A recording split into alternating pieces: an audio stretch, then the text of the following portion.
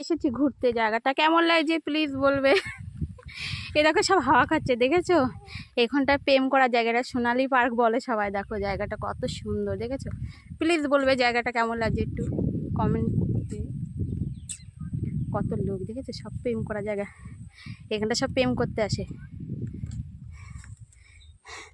চলে যাচ্ছি, যাবি বাড়ি?